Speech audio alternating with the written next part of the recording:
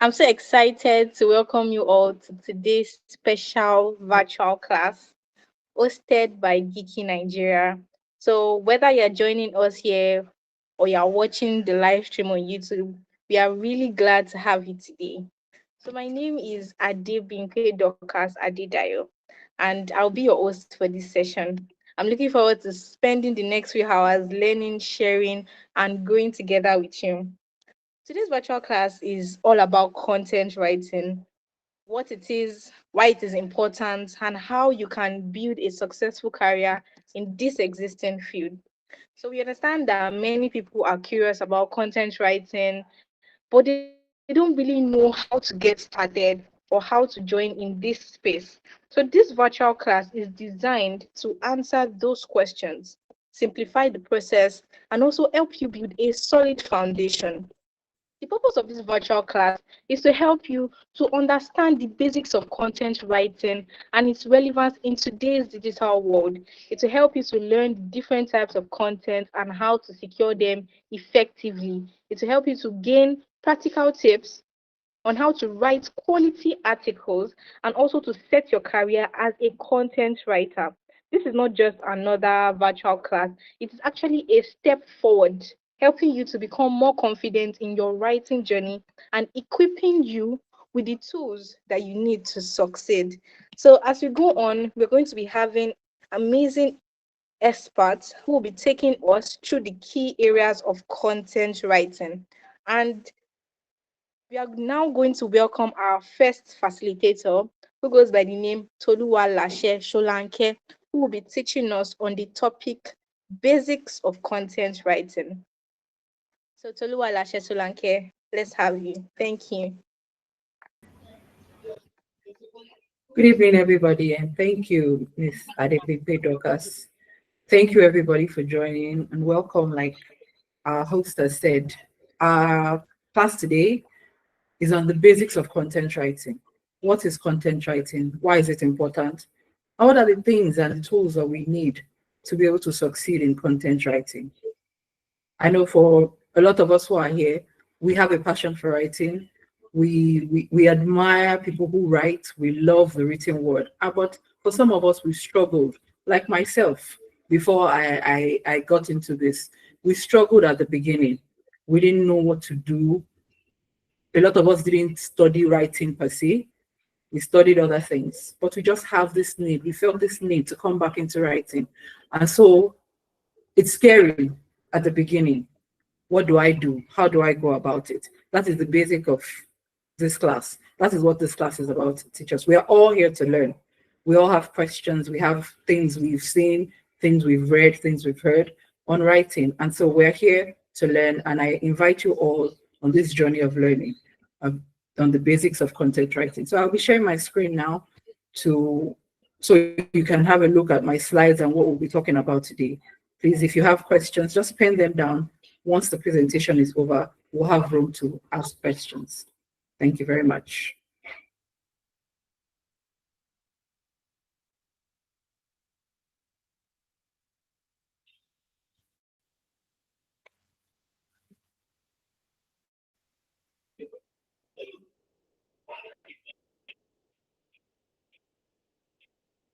All right.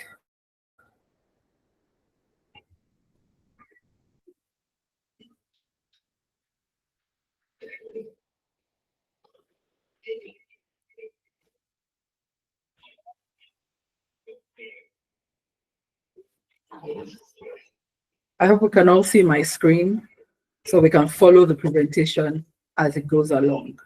So today we're talking about the basic, what is content writing? When we say content writing, what do we talk about? Some of us, I know growing up, especially young girls, we had diaries, we had journals, we wrote our feelings, our thoughts into it. And that started the whole process of writing. That started our love affair, really, with writing.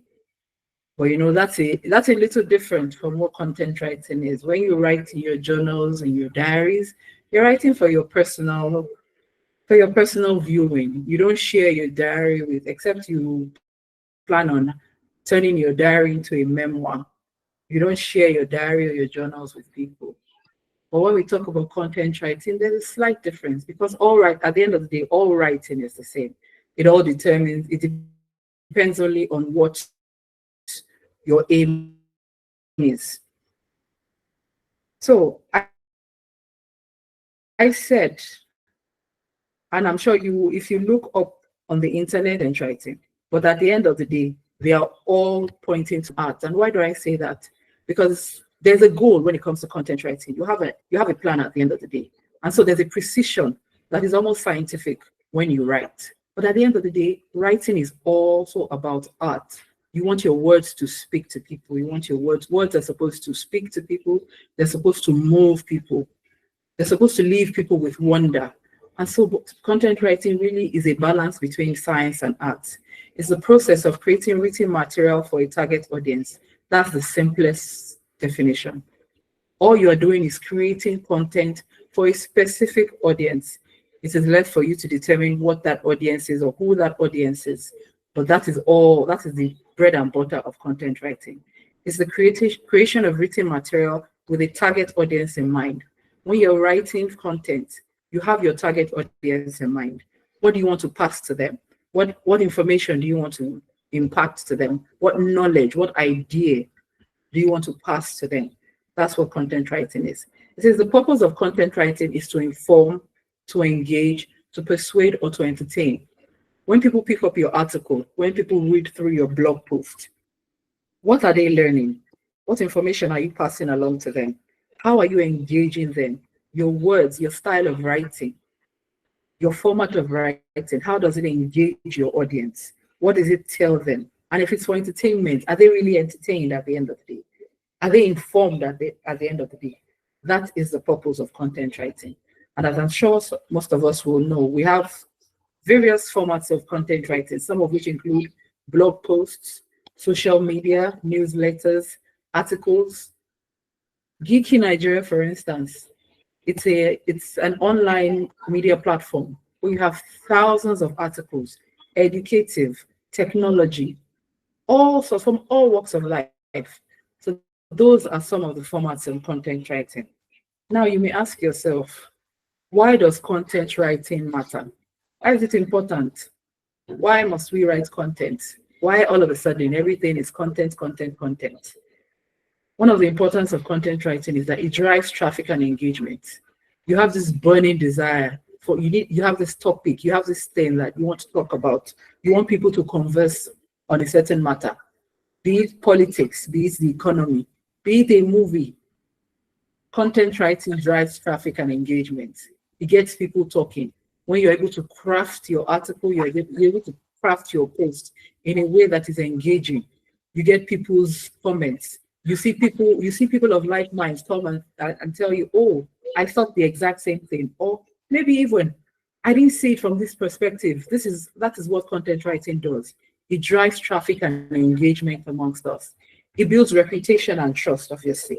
When people see that so and so have engaging content, they have content they can trust, it builds the reputation. And obviously, it supports marketing and sales efforts. Content writing is a very vast topic. You want to be a content writer, there are avenues in creative writing, there are avenues in copywriting. And so all of this helps to support your market and build up sales effort, especially for those probably in the advertising field or in different areas of life, different walks of life. Those are the things the one thing I want us to pick is it drives traffic and engagement. It gets people talking. That's the most important thing. Content writing, when you write something about a particular topic, people are able to discuss about it. It broadens knowledge. Now, we have key elements of any good content. When you sit down to write any article or write a post, you need to, like I said, there must be a goal in mind. You have a target audience.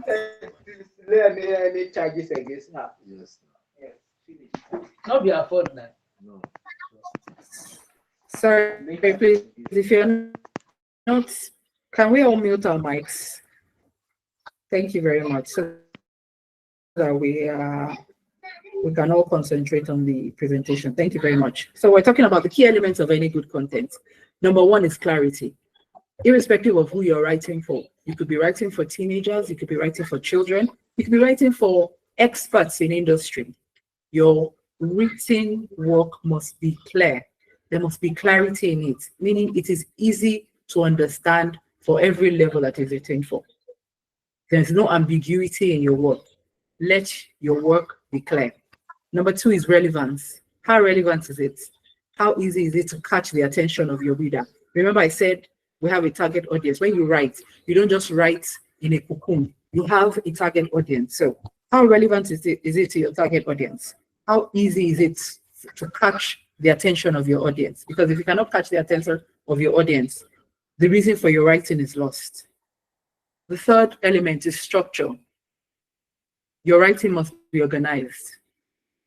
And this will lead to, it will fall back also to relevance. If it's not structured, it cannot catch the attention of the audience. And so we have things like headings, we have subheadings, we have bullet points. Just organize your writing. Let there be, we call it, in writing, we call it the flow of an article. How well does your article flow from the very first thing, which is the topic, to the end of the article? What is the flow of your writing? How easy is it for people to glance? So in a glance, people can see, even before reading, even before going to the meat of the article, I can pick up the article and say, okay, this is something that might interest me. That is what structure does. Tone. The tone of your article also matters. The tone of your article also matters. You're not like, for instance, this class, we're speaking. So my tone is pleasant, is calm. But because it's written word, nobody can hear you. All your voice is placed on the paper. And so the tone needs to be calm. It needs to be pleasing. It needs to be something people can connect with. And so the tone is very important. And finally, call to action. When we write, for whatever reason that we write, for whatever target audience that we write for, what does it motivate them to do? What does it push them to do? Say you write an article on a political matter. Does it move people to get more into politics?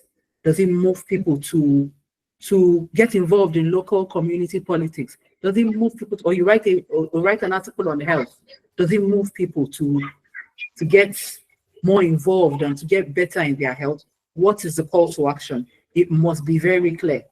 People must come away from your article as a good content writer and say, oh, because of this article, maybe I should look at things this way. Maybe I should do this. There needs to be a call to action on your article. And so these are some of just a little of some of the key elements of any good content. If you're able to master this, you're able to get this, it becomes easier over time.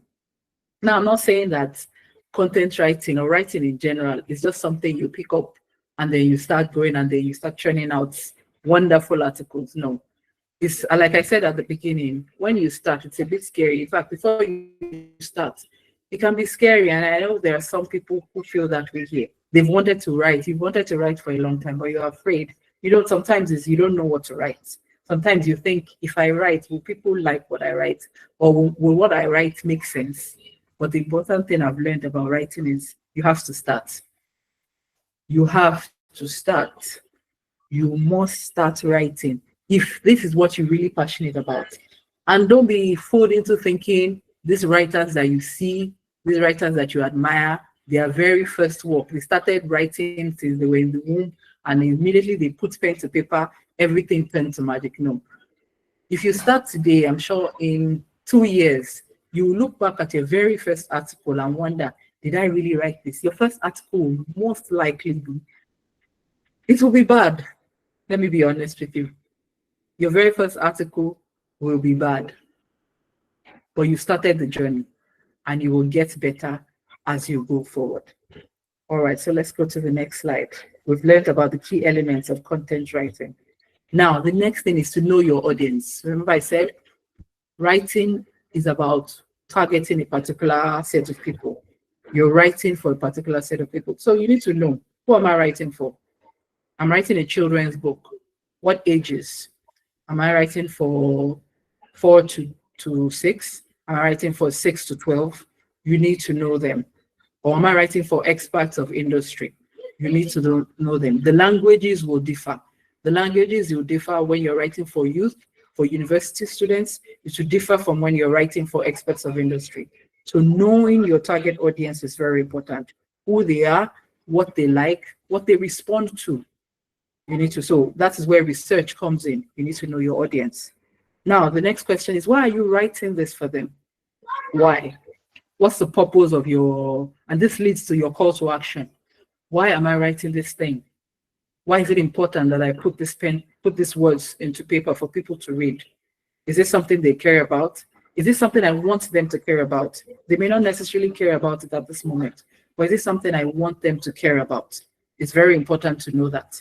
Now you need to know what language and style of writing resonates with them. Remember I said, writing for a 6-year-old is different from writing for even a secondary school student.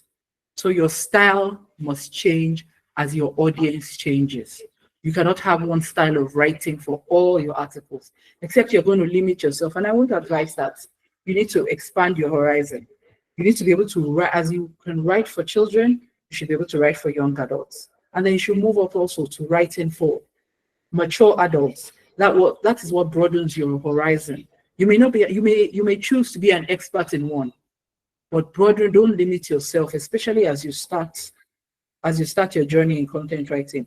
Don't limit yourself to just one niche. Don't limit yourself to just one target audience. Write for as many things, as many topics as you can think of, and as much audience as you can think of. As you grow, you begin to tailor yourself into what you really want.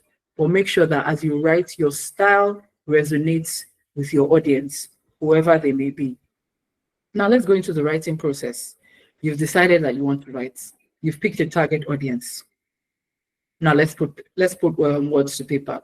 The first thing is research. You can never underestimate the power of research. You need to know what you're writing for. The topic. What's my topic? What's the aim of my topic? What do I hope to pass along to my audience? So you need to research. Research as much as you can, as many sources as you can get. Make sure you put in the work. That is part of the work of writing. You cannot copy somebody else's work as a respected writer. And so your research is very, very important. Now, when you're done with all your research, you need to create an outline. Like, I said, research as much as you want. So you have a whirlpool of information. Now you need to structure that information. You're not going to put everything you've researched into your article. You need to structure it. So you create an outline. What is my topic? How do I want to break it down? In how many subtopics am I going to break it down? That is what an outline does for you. Now, once you've done that, you write your first draft. Write everything that you can think of. Remember I said your first draft is probably not going to be...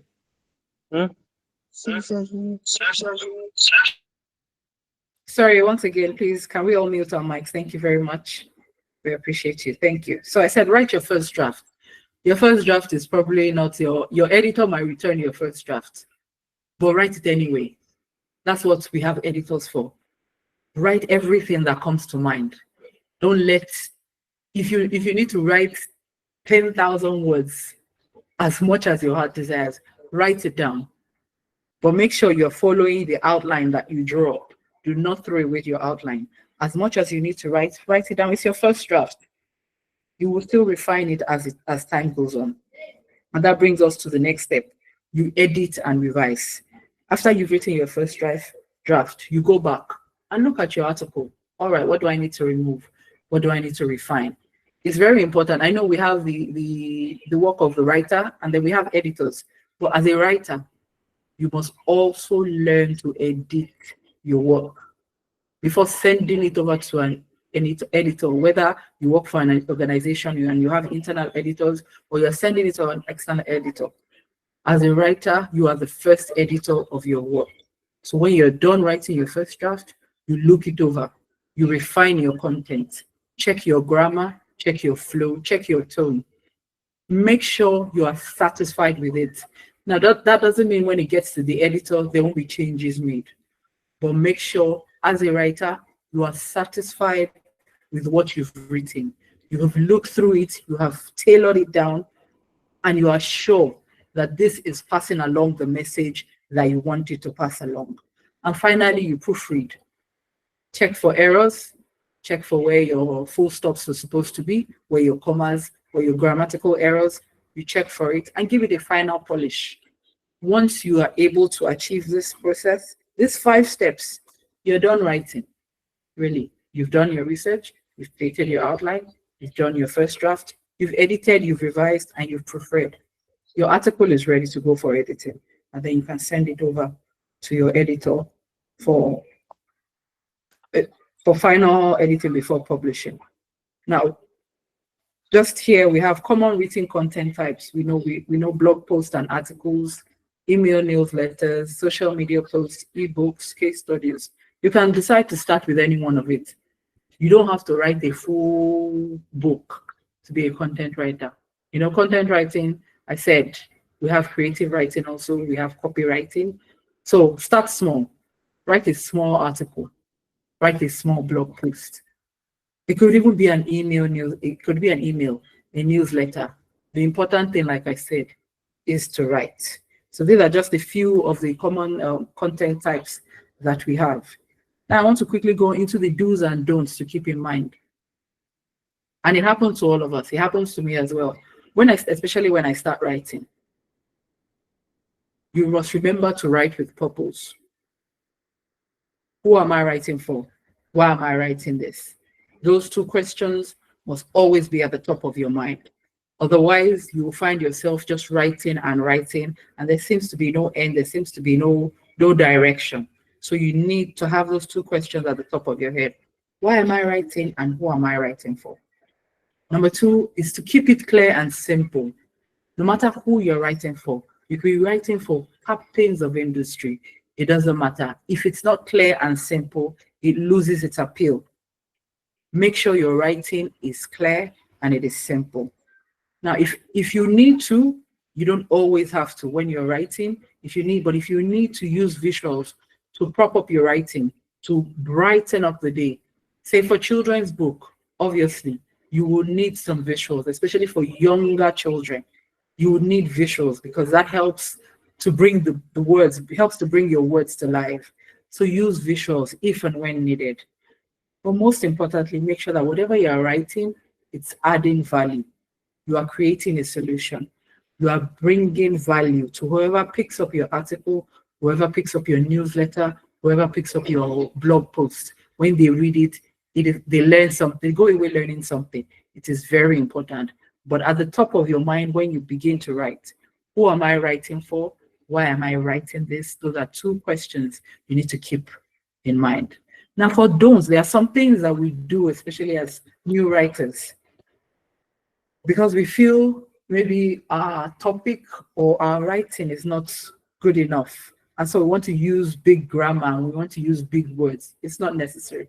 Big words are not what catches the attention of the audience. It's what you write. When you put your heart, you've done all the research you can. You've zeroed in on your target audience. You put your heart into writing. As you know, the art of writing is magic. Your words speak to people. Your words inspire people. Your words make us dream.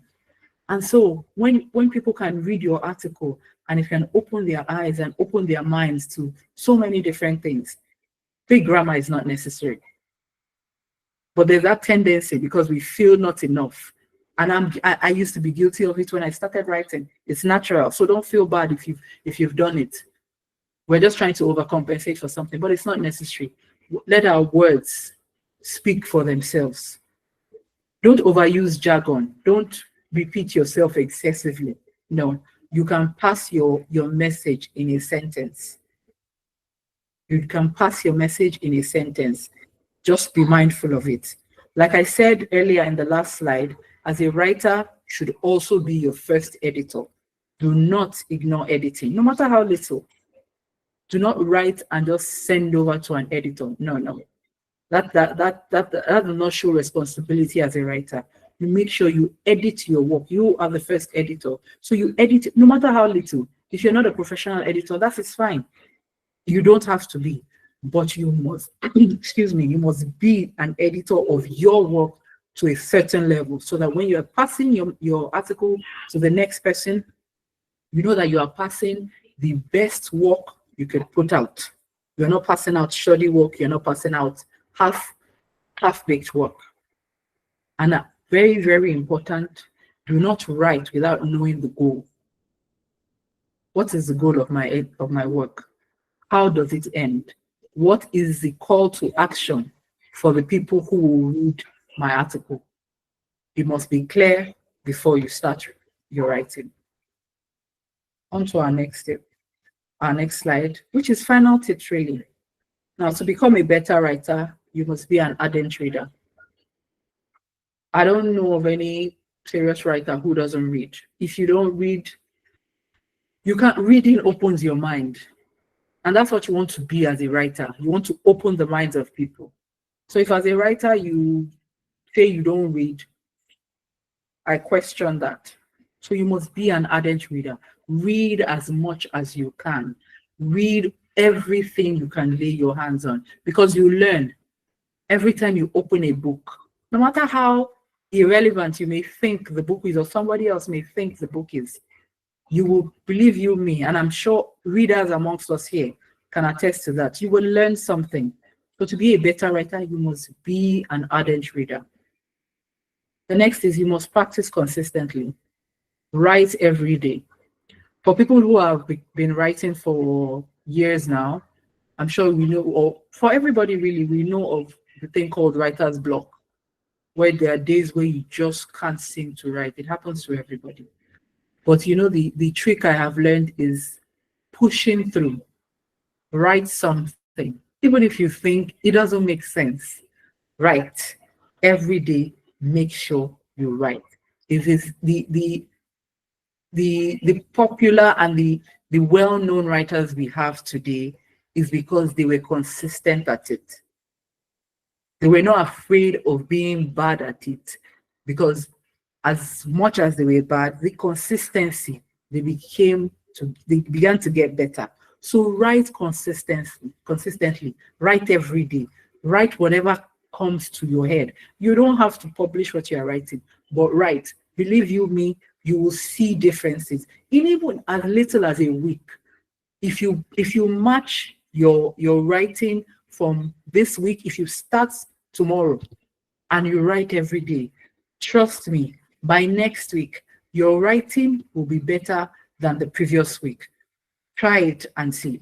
It is in the consistency. That is how you get better as a writer. Now, as a writer, you must learn to encourage and welcome feedback. We cannot be defensive about our writing. I know that as writers, we guard our work jealously. We are very delicate and sensitive with our work, but you must encourage and welcome feedback, because that is how we grow. And so when you write and you get feedback from your editors, from readers, encourage that feedback, and that feedback, incorporate it into your next writing. Incorporate it into your future work. As much feedback as you get. Negative, make it better.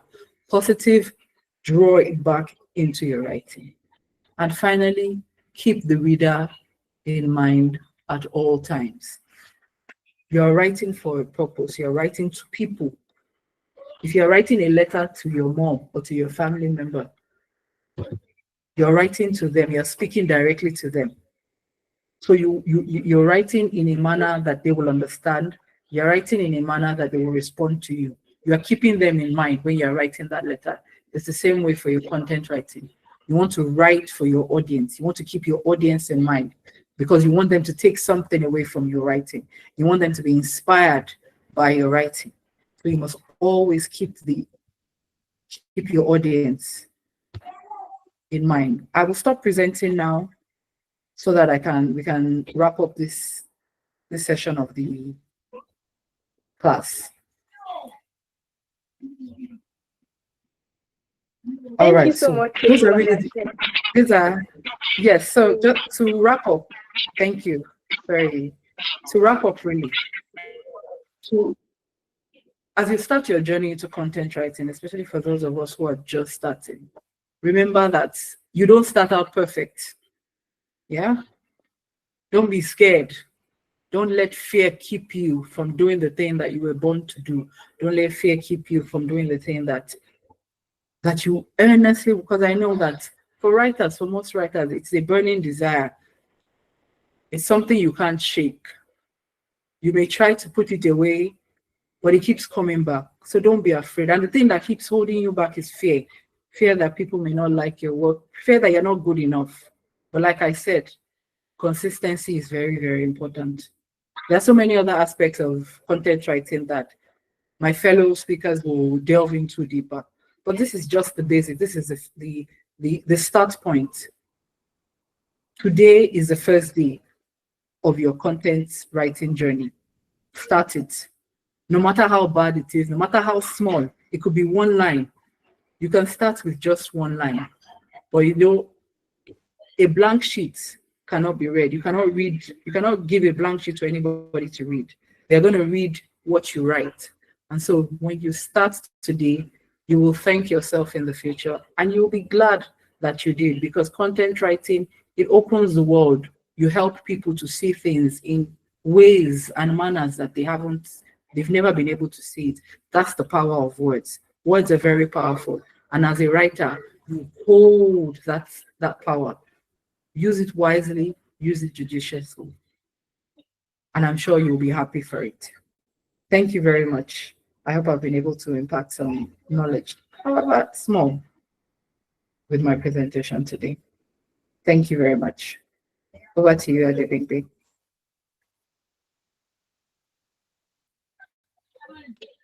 Okay, thank you very much, Toluwalashe, for that very impactful teaching.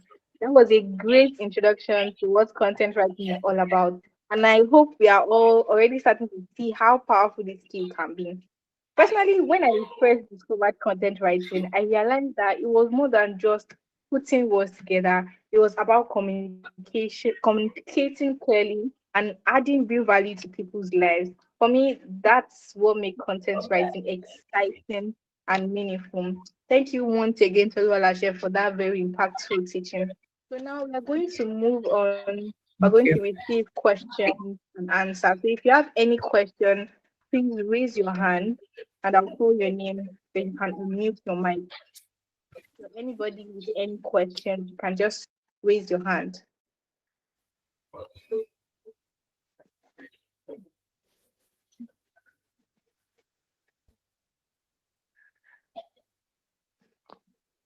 Is there anybody with any questions?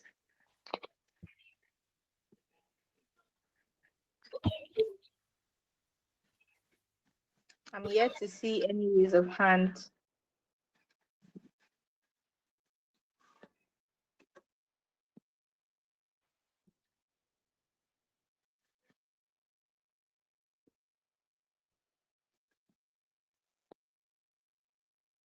Okay, so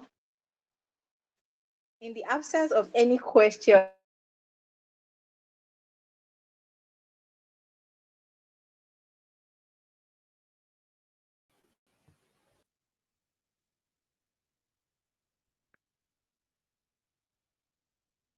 Eh? Which thing? What are you talking of?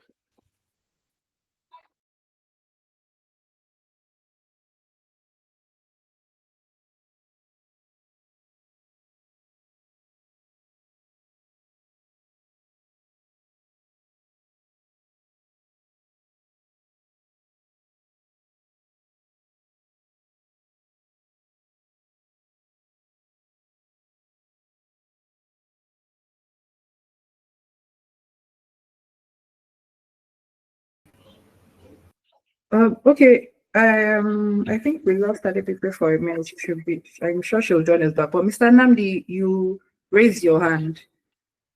You can unmute your mic and ask a question, please. Hello, good evening, everyone. So, good evening, Madam Tuluwalashe. Thank you very much for the well detailed and articulated presentation. Thank you. My question goes as my question is, I'd love to know for someone that is vastly vast, that has done that is in the field of content writing. I want to know your perception on the aspect of portfolio building. Particularly um, for content writers that have had like maybe over a year or two experience. I know that their I know that they are hirers that prefer hiring their content writers to have concrete portfolios. And in fact, I think there was a time I saw on LinkedIn where there was a job that the recruiter was very specific that um, their, he doesn't want content writers to send him any portfolio on Google Docs, Google Docs document. So I would like to know what free comfortable platforms can you suggest for one to be able to build um, his or her portfolio. And my second question also is, can you shed more light on um, resume structure? How people that have or beginners, intermediate, or experienced talent can be able to streamline their resumes um, to be to be centric and to just embody everything that is required, and most of all to be remote friendly, because I think a lot of people will want um, would want to have that experience of doing remote work as content writers. You know, yes, Okay. that's my question. All right. Thank you very Sorry, much my name. for. I don't think I mentioned my name. My name is Namdi Adanaba. Thank you, Mr. Anandi, and thank you for your Thank you. questions. All right. So I quite understand your question, especially with regards to portfolios and getting jobs, especially like you said, particularly remote jobs where people are asking you for your portfolio. But I think one way to simplify that process is, I mean, for a recruiter who is saying they don't want Google Docs, they want hard samples of you. One thing to note as a writer is your work, your personal work, no work you can share. Now I've written for people work that I can't share with anybody else. I can't use as part of my portfolio because I've ghostwritten for people. But you need to have, I advise any writer, you need to have work that you can claim as your own. And you need to have them handy as documents for yourself. I don't understand. I don't know if you understand what I mean. You have written work, whether articles, posts, whatever they are, you need to have a separate folder, work that you can claim and you can put your name to, that you can use as part of your portfolio. I'm struggling to understand why a recruiter doesn't want Google Docs, but we know that some people can just be difficult, especially in this recruiting process, and try to make things difficult for job seekers. But it is important as a writer to have a body of work that you can present as your own whenever the need arises.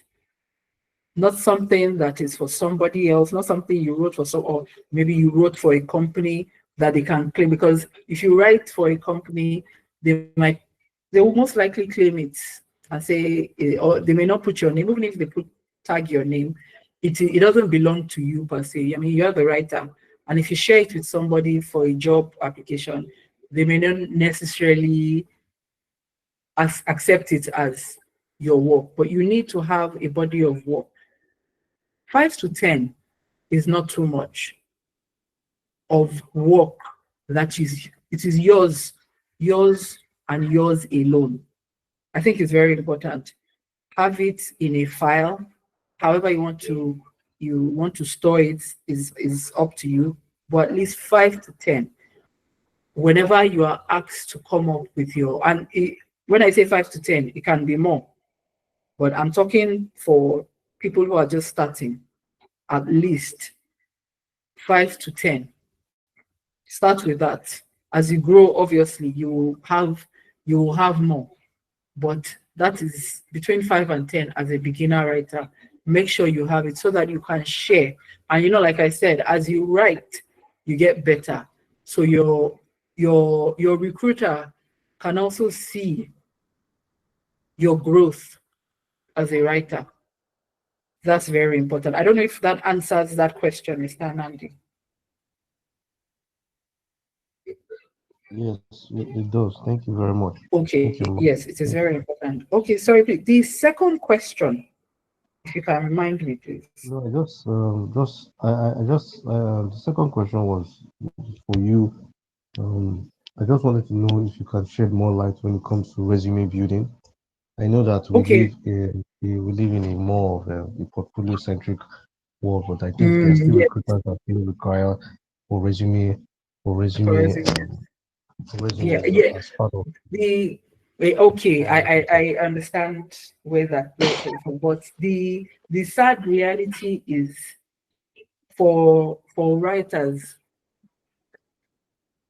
people looking to recruit writers, they're not really looking at the resume as,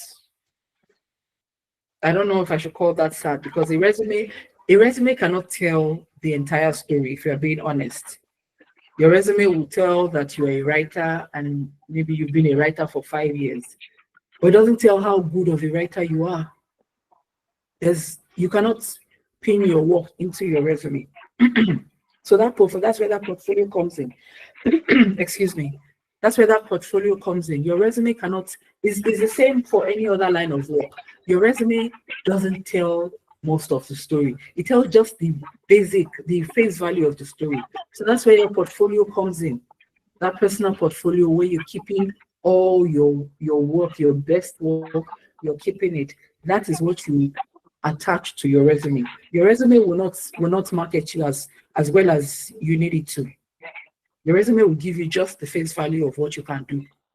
And if they take you by your resume, you could have 2 years experience on your resume and be a prolific writer. But because you've only worked in an organization or you've done actual serious writing for 2 years, they will overlook you. So your portfolio is very, very important.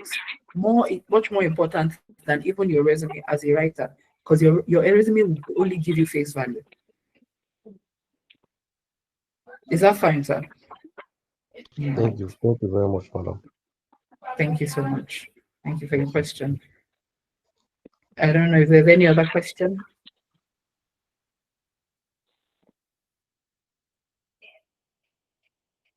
Okay, maybe not for now. Thank you, Mr. Devin. Hey,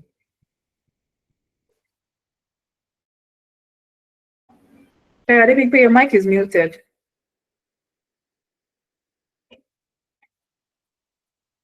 I'm so sorry. Thank you. So thank you for that question very much. Let's move on to the next part where we explore how to structure your content effectively. I would like to call on Michael Indian, who will be taking us on the fundamentals of content structure.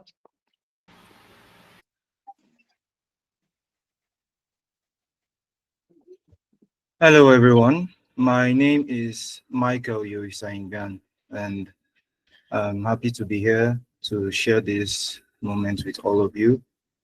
Today on Learning the Basics of Content Writing, I will be taking the part on the fundamentals of content structure. My colleague Tolu Alase already took on the basics of content writing, and she did a wonderful job on it. So she mentioned one of the key elements of content writing as structure. So that is what we'll be covering in this session of the presentation and the class. So you can just wait for me briefly to share my screen so we can proceed with the presentation.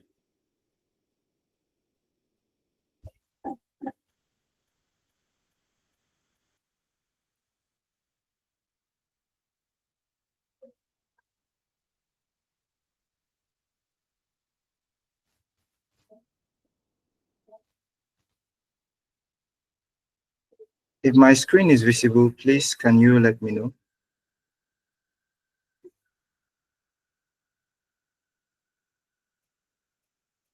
Hello, am I audible? Yes, sir, you are. Yes, yeah. Okay. Is my screen visible? Yes, your screen is Yes, visible. it is. Okay, thank you very much. Thank you very much. So let us proceed.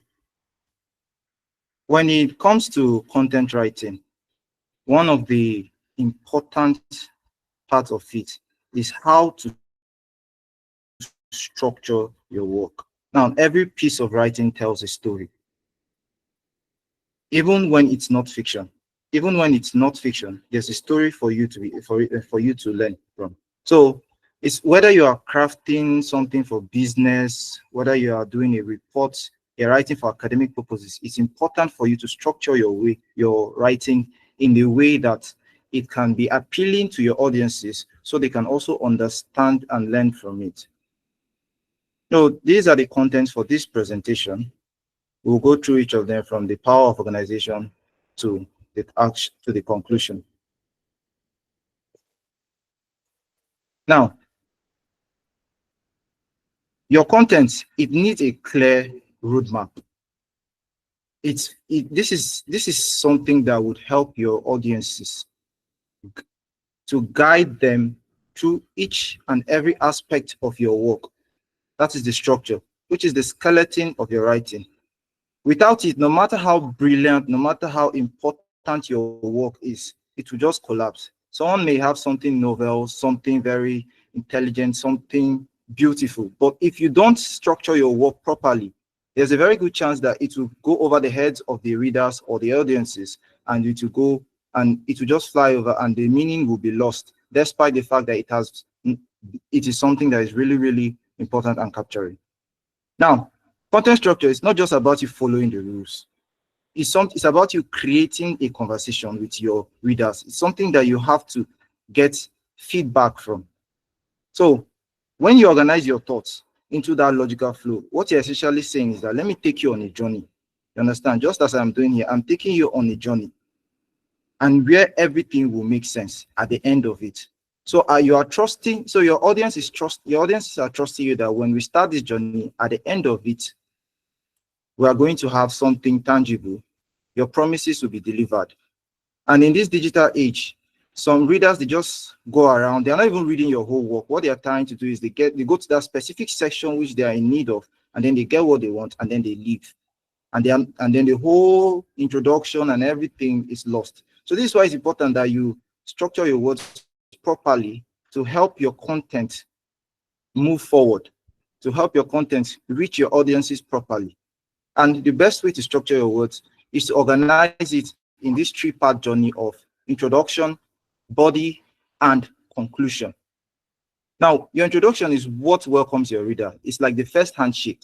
This is what sets the expectations for your reader, and it establishes your credibility. This is what makes your work worth reading, your content. This is what, when your audiences see your introduction, this is what they'll say, okay, this is actually nice. Let's see where this goes. So if you have a good introduction, there's a very good chance that the audience will move to the body. And when you move to the body, this is where you provide a main experience. This is the main course. The introduction was the appetizer, and the body is now the main course. This is where the reader will enjoy. You provide the main experiences, and whatever things you promised in the introduction, this is where you deliver. And with this, you build understanding for your audiences so they understand what you're saying, so that they know and get your entire content right. And then when you're done with that, you put the icing on the cake, which is the conclusion. Now, this ensures satisfaction. When somebody is done reading your content, they want to be reassured. They want those key messages that they got to be assured, even if they forgot it. This is the moment where you reassure things for them, and then you also inspire action, a call to action, so that as they are done reading it, they don't just forget it. They also move forward with action. If it's something that's instructing them on how to be better writers, on how your daily life should go, the last thing in your conclusion should be something calling them to action so they can become immersed in what they have read and not just forget it. So let us move to introduction essentials. So the introduction is the setting stage of your work, and it has to be done with purpose. Now, a strong introduction, this is something that will serve your content till the end of it. Now, it must be accomplished, and it must also carry out several tasks simultaneously. Now, when you capture your reader's attention, you establish credibility with promising values as well. So you have to think of your introduction as like a film trailer. This is that first thing that your audiences would see, and then they would say, they would say, I like this thing. Let me see how it goes, like I said earlier. So some of the must-do elements, these are things that you need to do in your introduction when you're doing it. You have to capture their attention with relevant hooks. That first thing, that first line in your introduction is one of the most important lines in your work, because it's the line that will determine if the reader will go forward to the next one or not. Sometimes if it's boring or if it's bland, people just skip. These days, attention span is not that long. So your hook has to be interesting. And while you're doing that, make sure you establish context. Why does this matter to your reader? Why should I, as a reader, the reader is asking this question, why should I read this thing? Okay, what benefit is it to me? So you have to establish context so that you can get your proper readers. Of course, not everyone will benefit from everything, but the ones who will benefit from your work, it's important that you catch them and not let them go as well. And while you are at that, the next thing is to build credibility subtly through relevant experiences. You have to make them feel, you have to make your work feel relatable. You cannot be writing something that someone does not relate to. Even if you are talking about rocket science, it's a way you can explain it to a child of 5 years old that they will grasp the concept. So it's important that when you are doing your work, you have to show relevant experiences. You have to show credibility that you know what you're talking about. Someone has to know that, okay, this thing you're talking about, you know it, you have experienced it before. You're not just coming here to tell us. And when you're done with that, the next step is for you to provide a preview of what's coming. It's important that the audiences get that idea. You understand what's coming on. What are this thing that we're waiting for? This thing that it's coming is what it's. This thing that is coming, we are seeing it. Because if you leave everything to the main body, they might not get an idea of what is to come, and interest may be lost as well. So now that we are done with the things that we must do, let us talk about the things that we should avoid doing. So these are mistakes that we should avoid doing. So things like, starting with this article we discuss, this starting phrase here, this is something that is quite common and honestly boring sometimes. So instead of something like, you may just capture your readers by beginning with something like, have you ever read an article that left you more confused than when you started? Or have you ever wondered why bees fly regardless of their wings not being able to carry them? So you can just start something like that, and you just give people wonder. So do not start with something that would make people not wonder, that will not capture people's attention. And then another thing is overwhelming credentials. It's important that you establish credibility in the introduction, but do not overwhelm your readers. Do not intimidate them. Because sometimes when you show too much of your credentials, you're trying to let people know that you're overly capable of what you're doing. They get worried.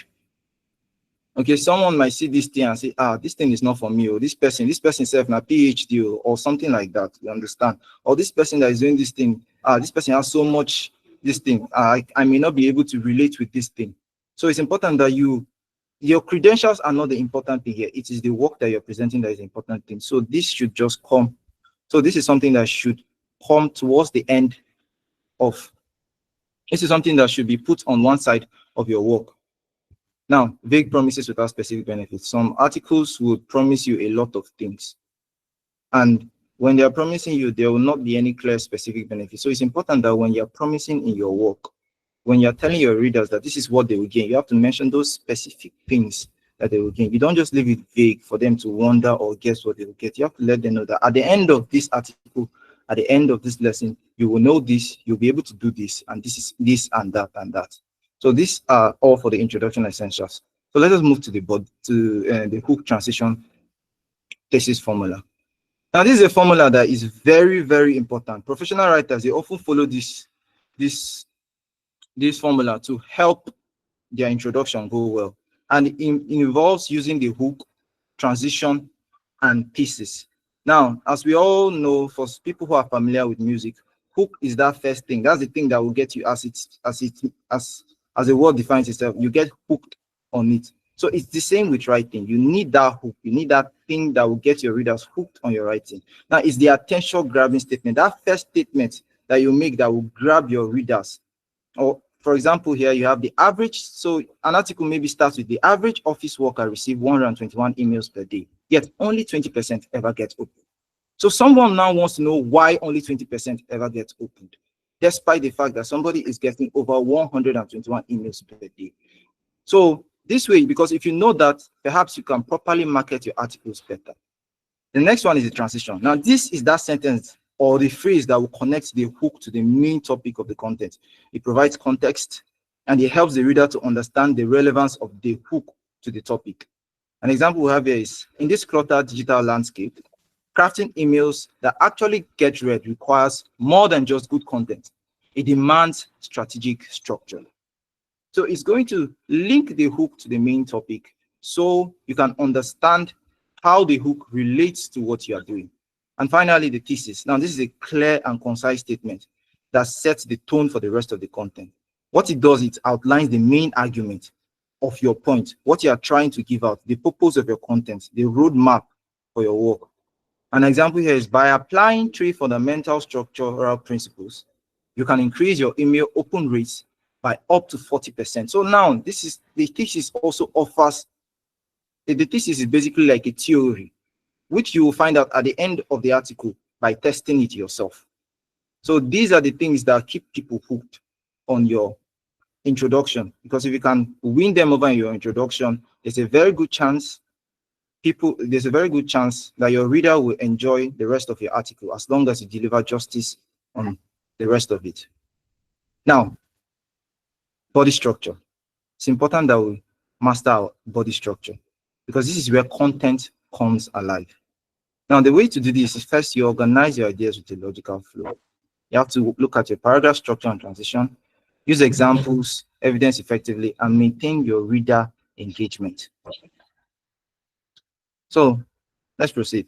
Now, the body of content, when you're organizing the ideas with a logical flow, you will find that this is the place where you fulfill the promises you made at your introduction. Those things that you said the reader will gain, this is where they will get it. Now, in this section, it requires careful organization. You maintain your readers' engagement while you are delivering substantial value. So the main key here, it lies in your logical progression. It has to feel natural, something that is coming. Your reader is reading it and he knows what's coming next, and the expectations are being met. So you start by grouping your related ideas together, your subheadings and everything, to provide a clear structure of what is coming. Now we move to the paragraph. Now, within the body of individual paragraphs, they serve as your building block. For larger arguments, each paragraph should begin with a very clear topic. Now, when I use arguments here, I'm still referring to your main point, or the main point of your topic. So it should begin with a very clear topic sentence, so that your main point is gotten in that first line of the paragraph. And this sentence should act as a promise to the reader in what they will learn in the following sentences. Now, you also have to support that topic sentences with very specific examples. So this is where you come with your using examples and evidences. So here is when you provide the credibility of your work. You show the readers that you are capable, because you show them relatable examples, evidences, so they can understand effectively what you are trying to tell them. So there are several case studies and real-world examples that can make up abstract concepts to be very tangible. So something that may be really, really, really out of your comprehension, when it's done well in the body, you can relate to it. That's why I gave an example of being able to explain rocket science to a 5-year-old and they will understand it well. Now, another important thing is to maintain your reader's engagement. You have to try not to lose that engagement that your reader has in your work. So long form contents, when you're writing long form contents, that's long articles, these are things that are not for social media. They tend to give the reader a challenge because they are not interested throughout the whole thing. Sometimes they just want to read something for a minute or two and they're out of there. So, but there are several techniques. Sometimes you have to, depending on how your audiences are, you can use analogies or simple examples that can help them to understand what your work is talking about. You can vary your sentences, so you can create some kind of rhythm in your writing, so it does not just seem monotonic, something that makes it interesting. Your readers is reading this, and before they know, they are already at the end of the article. So you break up your dense text. Sometimes when somebody looks at an article or something or your content and it's so dense, it makes it hard. So if you notice these days in modern writing, you notice articles are broken into several paragraphs and several subheadings. So this way your reader maintains its engagement. Now the conclusion, this is where you bring it all together. And it's important that when you're doing your conclusion, you summarize without redundancy. Now, synthesize those main points. Don't just repeat it. You have to make everything clear. You're not just trying to do repetition. And while you are doing this thing, you are framing those benefits, not just the topics as well. You are framing the benefits of this work, this article. What is the person gaining from it? And while you are at it, pick up one or two crucial points and reinforce them so the reader understands it better. The most relevant thing, that is, if you don't remember anything at all in this article, at the very least, this is what you should remember. So that's something like that. So you have to provide your clear next steps, because a powerful conclusion, it does more than just end it. It provides next steps for what you are doing. So your readers are going to have to be going towards specific actions. So rather than leaving them wondering what now, you have to show them that guidance of how they will go about it and how they will instigate or continue their learning journey. Some powerful techniques that you can also help in ending your work is book endings. So you have to connect the opening to the back to the opening hook. So as you're ending your work, you have to remind the reader that this is not a different part. This is not a different article. It's still the same thing. And while you are doing that, you need to end you have to end also with forward-looking statements, things that will inspire your readers to develop their skills. It doesn't just leave them. The knowledge you have introduced, this approach, it positions your content as the beginning of a journey rather than the completion of a destination. This is not the end. You understand? So your article is your conclusion is something that helps them to know that as this ends, another journey begins. And you can also end with thought-provoking questions to encourage reflection, so that when they are done, they don't just forget about it and move. They sit down and then they wonder, okay, they are thinking about it, they are pondering on that thing. And with that in mind, it could help readers latch onto your next article and also learn better from your articles. Now, when you are done with this structure, when you are done with knowing how to structure your work, it's important that you adapt for different audiences. Now, there's different audiences, they have different approach with content and they are varying expectations. And also attention span is different. Your audiences that are casual readers, they are not interested in detailed explanation. Just give them short paragraphs, more subheadings. You have to give them that quick, immediate practical value that they need. That thing is relevant to casual readers. They want it now and they need it now. For your technical audiences, there's when you can now start to give like detailed explanations. You cannot be giving long, comprehensive examples, and you have to analyze your work.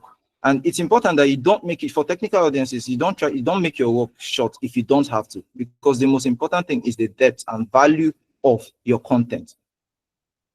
After that, the next one is formal context. So if you're writing in a formal context or formal audiences, mostly in academic work, you have to provide rigorous evidence for what you're doing and give careful qualifications. Now, this is where qualifications are quite important. And when you're speaking, you have to use professional and conventional terms.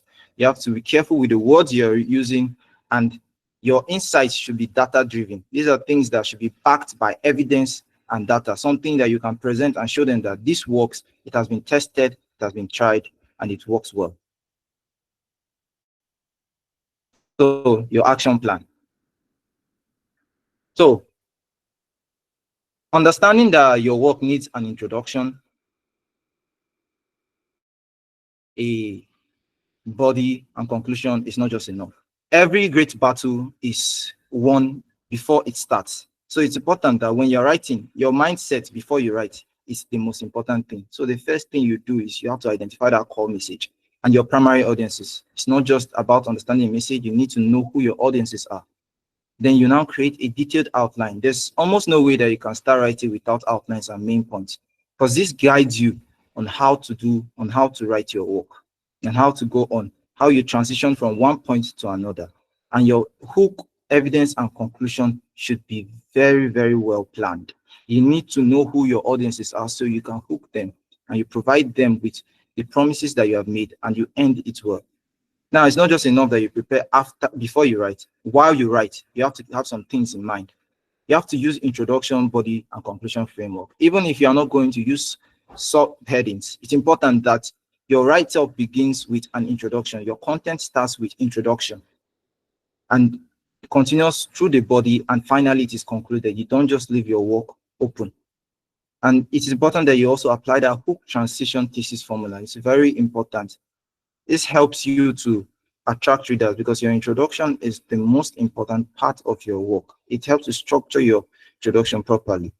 And while you're done with that, you maintain a logical flow with clear transitions. As your work is going, each idea should flow to the other. You cannot just leave one idea and then just jump onto the next without any transition of how they are linked together. And after you write, one of the most important things is to read aloud. Now, some people probably don't do that. They just write and then they publish. It's okay too, but for when you want to actually see mistakes, sometimes it's when you read aloud. It's when you're reading that you find sometimes something that you're reading, you say, wait, this thing, it doesn't make sense. This clause and this one, they don't relate to each other. This point, it does not make sense. So sometimes it's important that you just test the flow of your article or your content, how it is going. And you can also get feedback from your target audiences or representatives. It's important. That's why when you are putting your work out there, you have to be ready to make provisions to receive feedback to see if people are enjoying your articles, your work, your content, your marketing, anything you're doing, so that they can understand, so that you can have an understanding of how you can improve and be better. It's also important that you also monitor your performance and you refine your approach. Like I said, from feedbacks, you can monitor your performance, you refine your approach. You can see if you're doing well or you're doing bad, and you now decide, okay, let's see how we can re-strategize. Let's see how we can make our workflow better. Let's see how I'll do this and that. And it's important that you should remember that the structure of your work, it serves your content, not the reverse. You should not tailor your work to the structure, but the structure to your work. The structure is just there as a guide to help you achieve your message. It is simply a tool. Okay, your content is the main work, your message is the main work, and the structure is that tool which you use to get it out there to your audiences so they can understand and learn better. So the bottom line. So I have summarized this whole thing into 3 important lines. So you should remember to master content structure for effective communication. If you are trying to get something out there, it's important that you are able to structure your words well, you're able to structure your content well, so that people can go through it and understand properly what you are trying to do. And again, use the introduction, body, conclusion framework for clarity. This method is it's proven and tested. When you start with an introduction, you move to the body and conclusion. It helps your work move logically and provides a proper framework for clarity. Again, structure serves content. Prioritize your clear and persuasive messaging. That is the most important thing. Because oftentimes people get overwhelmed with how they structure their work and then they put their content in second place. So with this, we have come to the end of this session of the class, and thank you all for your attention. If there are any questions, please ask them.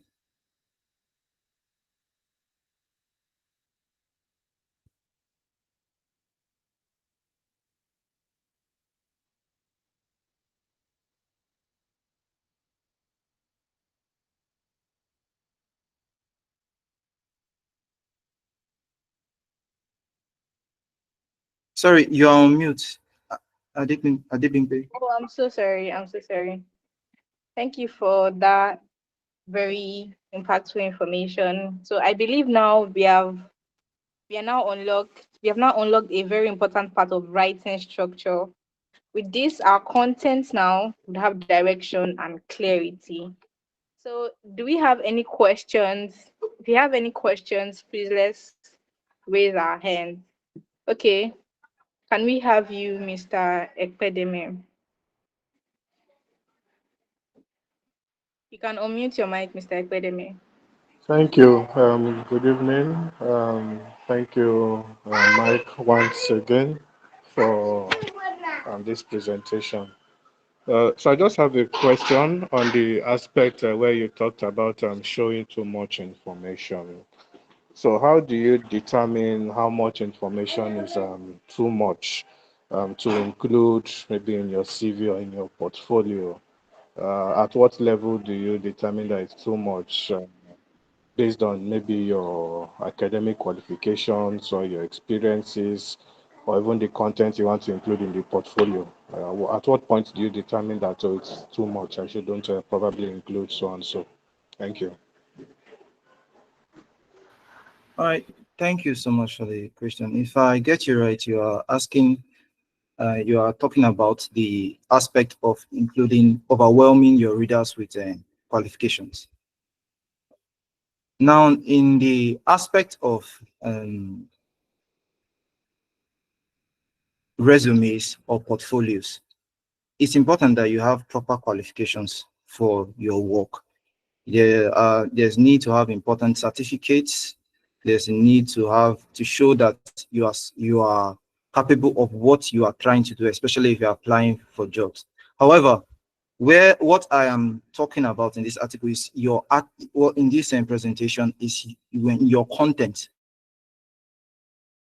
what you are putting out there for people to see, perhaps if you are marketing, perhaps you're writing articles. This will be seen in your portfolio. In your portfolio, perhaps you write articles. In your portfolio, within those articles, you have no need to be overwhelming your reader with credentials. However, if it's something in your resume or within the portfolio, not within the article, there's a difference. If it's within the portfolio, fine, you can put in credentials. But within that article, within the content itself, that's where your credentials are secondary. So hopefully you understand what I'm saying. And if not, please, I can offer more clarification.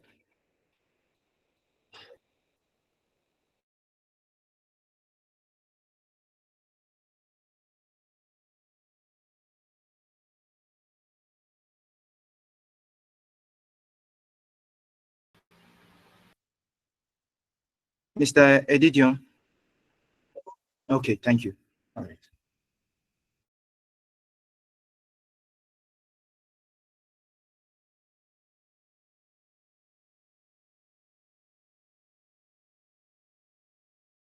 I can see someone else raising their hand. Miss Antonio Rebecca. Please proceed with your question. All right, good evening. Yeah, thank you very much for that insightful presentation. It really enlightens me. But yeah, my question goes like this. So, how do I know how to, cut down what I have written in my article, not to overwhelm my readers, right?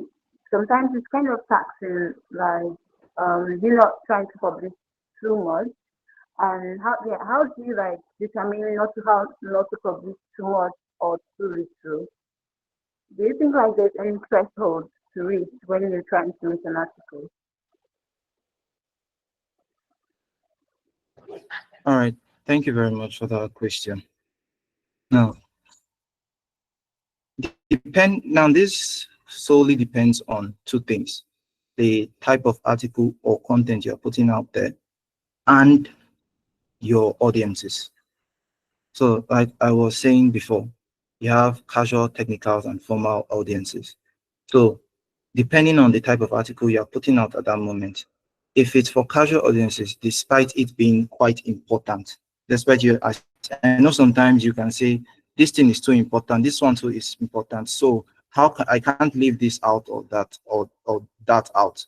So one of the most important things to do is to pick out those main points. You have to know that if you have to pick out those main points in your outline. You see, if I remove this thing, what will I remove from this article, from this content, and it will still stand? What is that thing that? And also, after you have found out what and what you can remove from the content, you still stand. You have to also look at what this content cannot do without. What points this content not do without? So you now plan your introduction. So first of all, you have to have an idea of how much you want to write. You have to put a limiter for yourself. So you can just say, perhaps since this article is for casual audiences, 800 words, 600 to 800 words is not bad. You have to put that in mind, and you try to capture your points within that. You start with your introduction, which will be the first point of attraction. Capture your audiences there, and then you move to the body. Now, this is where you just briefly explain the main points of your work. Now, for technical audiences, or perhaps you're writing in an academic setting, this is where your write-up, or in an educational setting, this is where your write-up may require you putting every single detail. If it's academic, you have to put almost everything there. Basically, everything is important. All the evidence you have, all the references, everything. So sometimes it's not academic or formal, sometimes it's just technical writing. There, you can try to increase your write-up to capture the main points, as if reducing your work in a technical write-up will make it lose its meaning. Then it's better the write-up is more. So you have to know the value of what you are writing and who you are writing to. The people who are reading it, like I said, it's important to know what you are writing. That's the type of content you are putting out there, and the audiences who are receiving it. That way, you can isolate your main points and then build solely on them to help declutter your work. So if you understand that, thank you very much. If you do not, I can still clarify. Yeah, understood. Thanks very much. That was quite insightful. All right.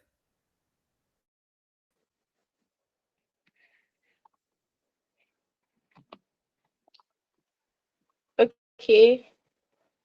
Is there any other question? Anybody with any other question? I posted a question in the chat, please. Okay, in the chat. Sorry. All right. I've seen that.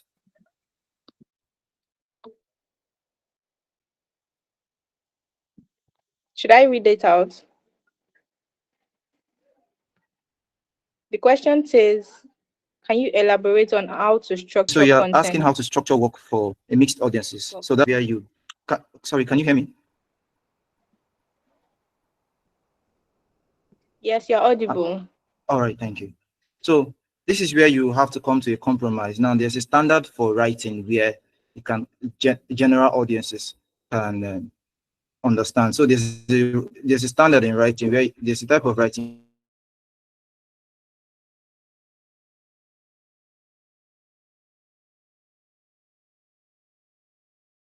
where you say specific to end use, clear, approachable style, something that can resonate with everyone. So conversational tone is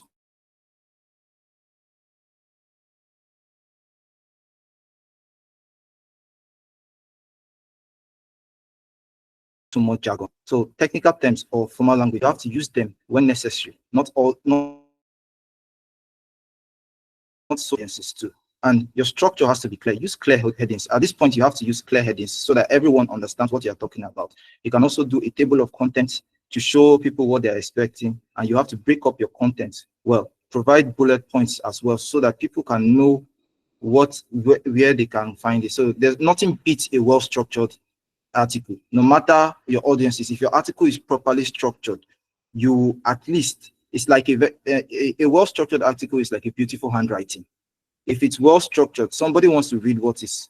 If you've been a teacher and you're marking script and you see a very beautiful handwriting, you want to read what this person is saying. So a well-structured article is very important. And with your content, the main body, you have to provide that context. Okay, you have to give those readers enough background information to understand what they are going through. So you can never go wrong with illustrations and relatable examples. And another thing to prioritize, your key points should be the ones to take priorities, because regardless of the type of readers you have, your key points is what will keep them there. So if you can prioritize essential information surrounding your key points and avoid unnecessary details, you don't have to put some things there, then yes, you can capture almost everybody. So format your work with proper subheadings, try to summarize where it's necessary, and if you can, incorporate visual key points as well. Going visual too is important. So maybe pictures, graphs, or things, depending on the type of article. So at this point, when your audiences are mixed, the bottom line is it solely depends on the type of article and on what platform you are putting it out on. So thank you.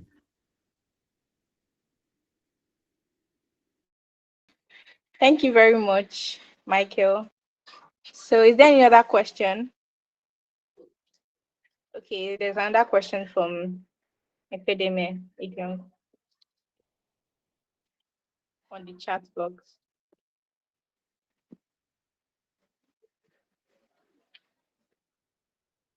Okay, so I guess we're going to come back to this question because our time is fast spent. I'm so sorry.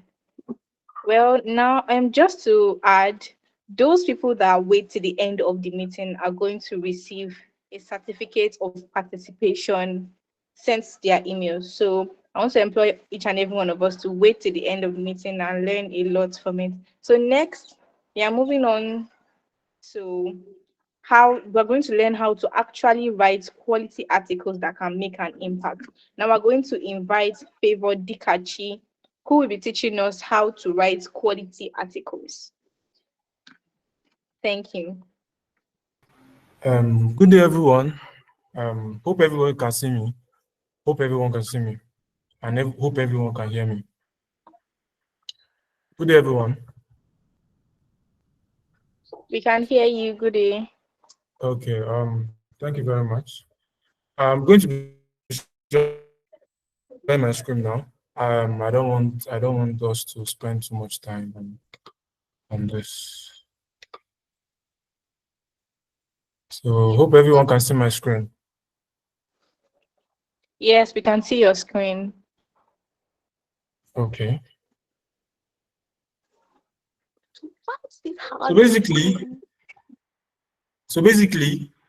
hope you guys can still hear me. Yes, we can still hear you. Okay. So basically, I'm going to be teaching you how can you write quality articles. I actually wanted this to just be quality articles, but I actually want, not everyone can write a quality article. Not everyone can write an article. Most people talk about content writing, but I'm here to actually impact you guys with words. Not just talking about like articles in general, but how can you guys write content that actually educates, informates. I don't know if you are getting my point. So I'm going to be teaching you today how to write quality articles. Not just how to write articles, but how to write quality articles. And today, you're going to learn a whole lot. And please, make sure you're with your pen and your paper. So everybody knows I think we all know what an article is. An article is a piece of information very informative piece of information on a particular topic, or probably an article could be we have featured article, we have informative articles, we have news teller articles, and we have various types of articles. But articles, when you start writing articles, it helps to it helps to enhance your writing skills. A lot of people write for novels, people write novels, people write stories, but I see article writers as the most important in our field as content writers or as ghost writers. So I see article writers as very important because we actually inform, like, give information out on various topics. You can see article writers on healthcare topics, on topic, have vast experience, interpreted article writer on Upwork. And I have come to understand that we as article writers have a whole lot to play in society. Imagine that most of these CNN blogs, most of these people that write on blogs, CNN blogs, medium.com, you see that when they write information, the information actually matters. You can't just pass out any type of information. It has to be driven with facts. So that is what I'm going to be teaching you today. And first thing you need to understand is that is the key elements of a quality article. The key elements of a quality article. First thing you need to know is that a quality article engages readers and conveys information effectively, making it vital in today's content-driven world. Everybody knows that everything we consume today are content. You know about when you go on TikTok, people don't just create videos, they talk in their videos. To tell you that content actually matters. If you look at these statistics I've drawn out here, you can see that 6,543 articles are published annually. 1,234 articles, that is 1,234 people read these articles. To tell you how we coding, you're going to other various fields in tech. I'm not saying that you shouldn't try to go into these fields, but you shouldn't neglect the fact that you actually have a role to play in the society. You are actually needed. You are actually very important. So you need to understand that as an article writer, the first thing you need to understand is you need to grab the attention of your reader. Imagine yourself, when I'm writing my articles, what I do is I imagine myself being the reader. Okay, if I'm writing on a topic on autism, or I'm writing on a topic on maybe police brutality. So I'm always like, have I actually had that experience? I live in Nigeria. Maybe one or two times I have maybe probably come around that experience and seen, okay, I don't like the way police, they actually like treat us. And I can convey that in my article.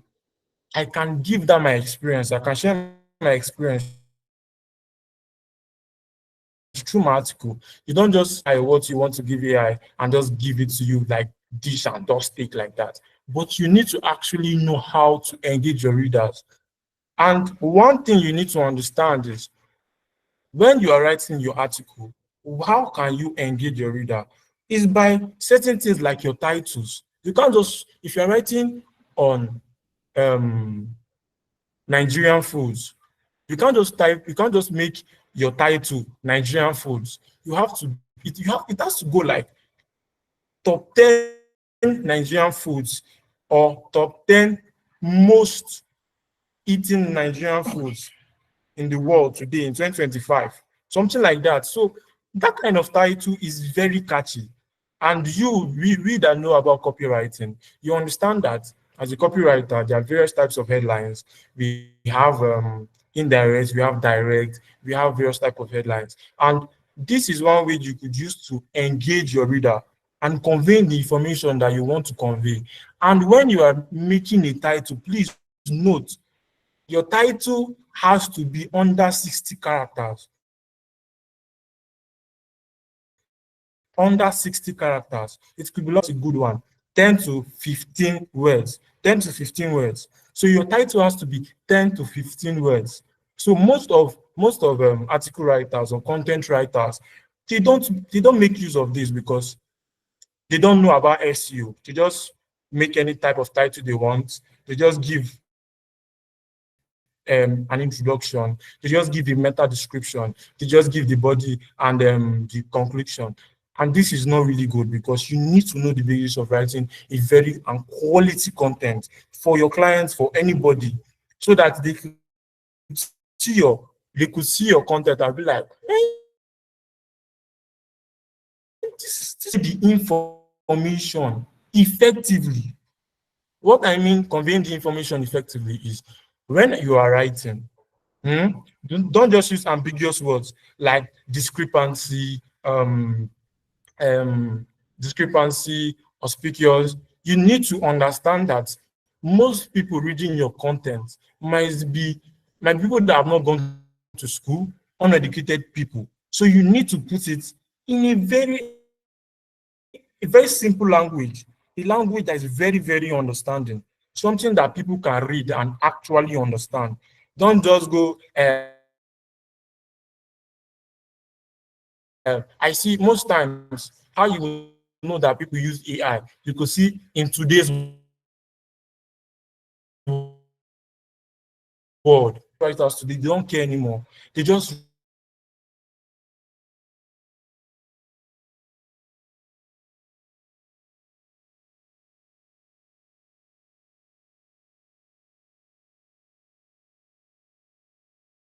write, they just go to it and read it. If you know what AdSense is what like people that own blogs, like how they could use to generate something from the site. So let's go on. Now, the importance of quality articles. Quality articles are essential because they not only inform but also engage readers. They enhance the credibility of a writer and boost search engine ranking when optimized correctly by focusing on research and clarity.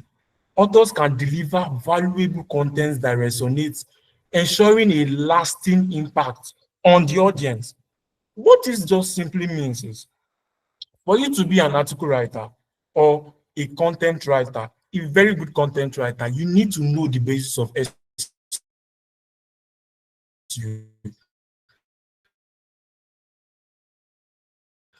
That's myself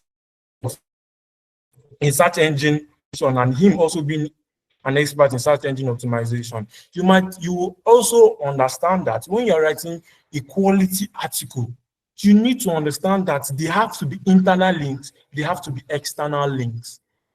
They have to be internal links. Internal links, what are internal links? Internal links are links that are referring from that same site, like how we have Geeky Nigeria now. You are going to put in links in that your article, that is, you're giving reference to other articles that are written in Geeky Nigeria as a Geeky writer.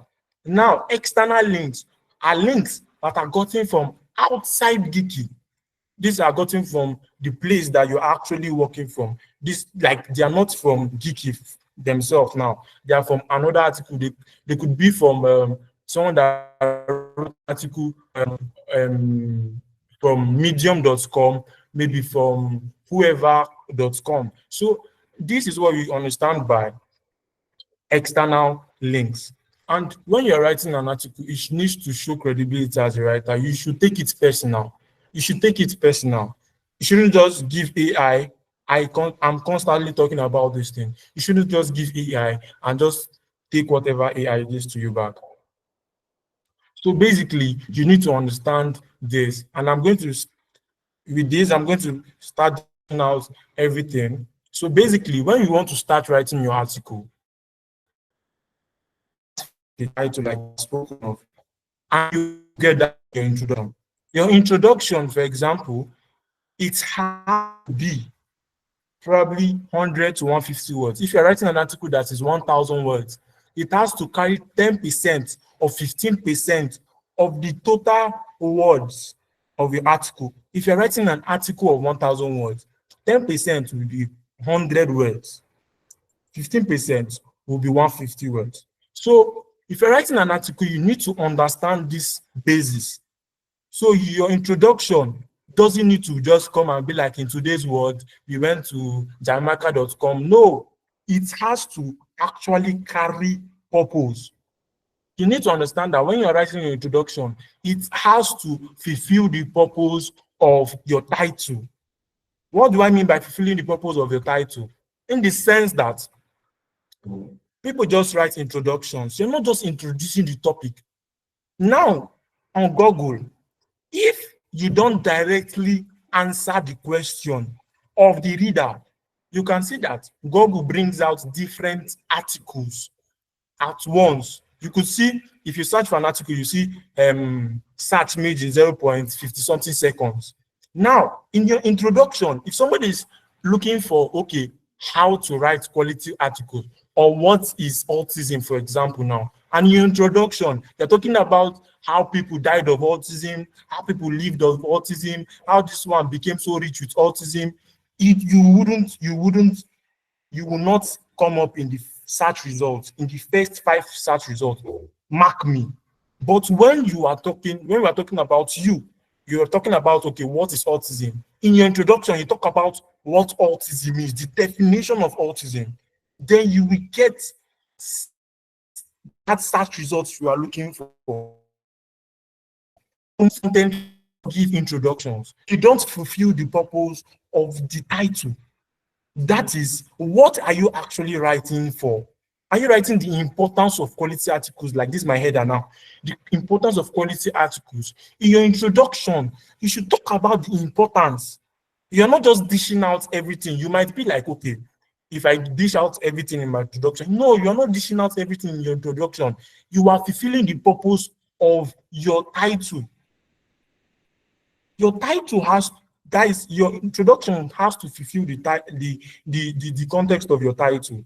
So you need to understand this. You need to understand this very well. So I've talked about the title. I've talked about a good introduction. What a good introduction to entail. So now I'm going to the body. So, but let's continue with this. I'll continue with this. So, different types of articles. Most of us that are article writers or content writers, we don't actually know the different types of articles. There are various types of articles. We have you can see articles come in various formats. Each service from news articles. So you can see different types of news articles. You talk about news articles. If you're a geeky writer, you understand this. News articles, talking about news, talking about trending things, delivering timely information to opinion pieces, expressing viewpoints. Understanding this format is crucial. Additionally, blogs share personal experiences. That is, we have blog articles. That is, we have informational articles. We have we also have information articles. We have news articles. We have featured articles. Featured articles, actually, they provide in-depth analysis on a particular topic. This topic you're talking about, if you're talking about autism, you have to actually give an in-depth analysis. We have research articles, academic articles, sorry. You have academic articles. These are sometimes, most of us that we've gone through school, we understand that most of us would have written academic articles at a point in our lives. So academic articles talking about probably something like relating to academia. That is probably they might give you an assignment on a particular topic and you go and research on it very well. It involves research, good research. So now, let's go down to SEO. This is where I love the most. This is where I love the most because I'm an SEO expert and SEO content writer, and this is where I love the most. Where you talk about SEO. What is SEO? SEO is search engine optimization. What am I talking about? When you write an article, there's something we call crawling. Google crawls your website for that particular, it crawls that article, it crawls your website. Now, when Google crawls your website, this article now, it brings it out in search results. If you follow these basic SEO principles, like I've talked about the title and the introduction. Now, when you talk about the body and certain images, so I'm talking about that in these SEO writing strategies. Effective SEO writing is crucial for presenting content online. This includes crafting strong title text, this which I've talked about, that is constructing good titles. Your title should include, please note, your title should include probably a figure. So let me give you an example now. If you go on, you want to write on something like autism or famous people in Scotland. You want to write about famous people in Scotland.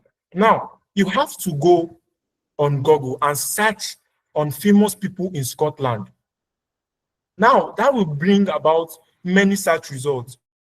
Now, the first, second, third set, to talk about 10 famous people in Scotland, 20 famous people in Scotland. Now your own has to come better if you want to show in search results, which is your own.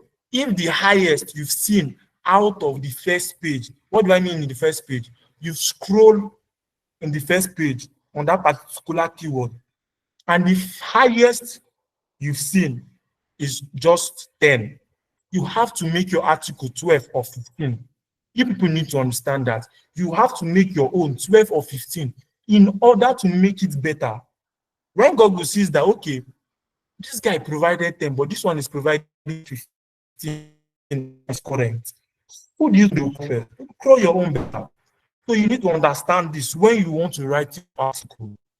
So this includes crafting strong tools.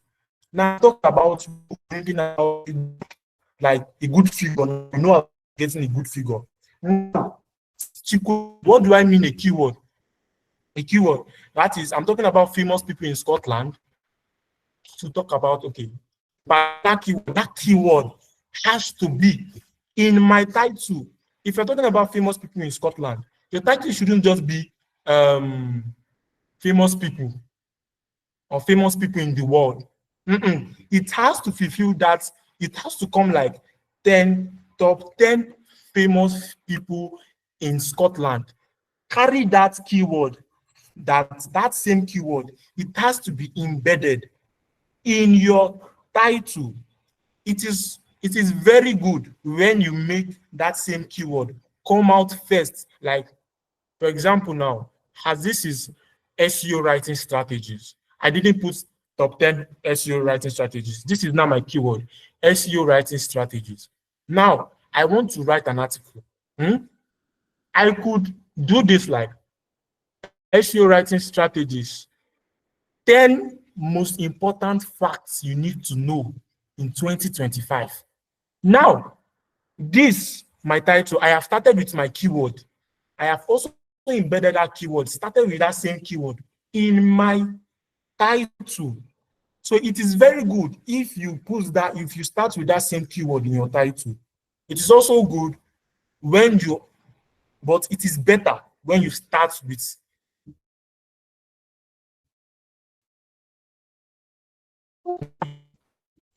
I'll be confused. What is the keyword? What is the title? The keyword is just a particular sentence like this. Like it could be 3 words, SEO writing strategies. Then you be the one to actually bring something very engaging, very sweet, very catchy.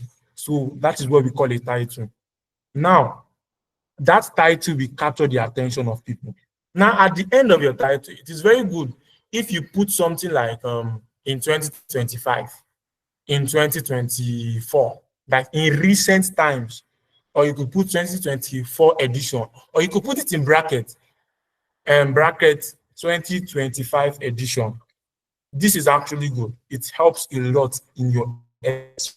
I'm giving you strategies that I took on and as SEO expert and as a content writer, you need to understand and know the basis of writing. You need to understand the basis of keyword research. Keyword research. How can you keyword research? Now, this is done by as you get the keyword research is already done for you.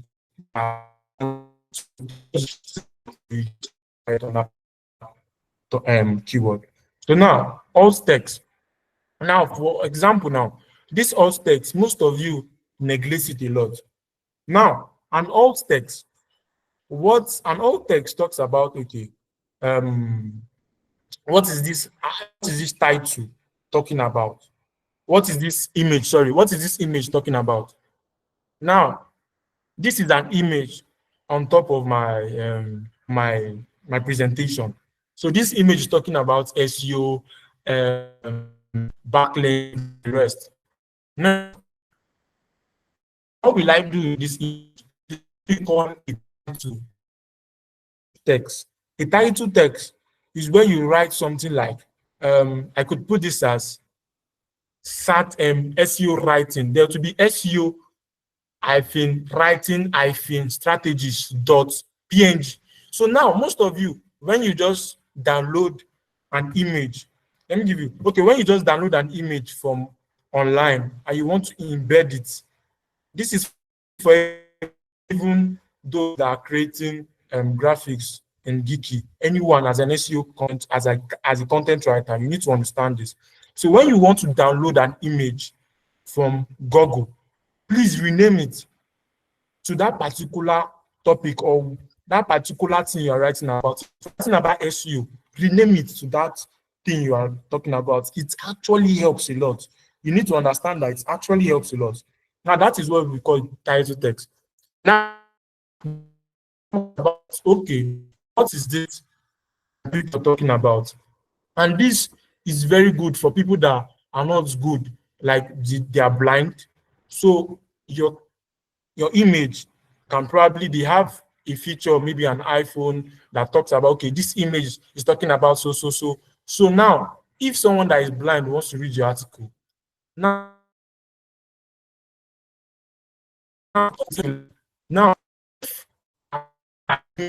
somebody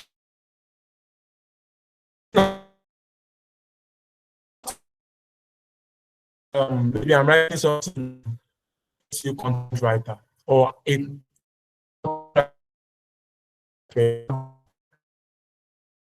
that image talking about somebody text to an SEO content writer on his laptop or typing.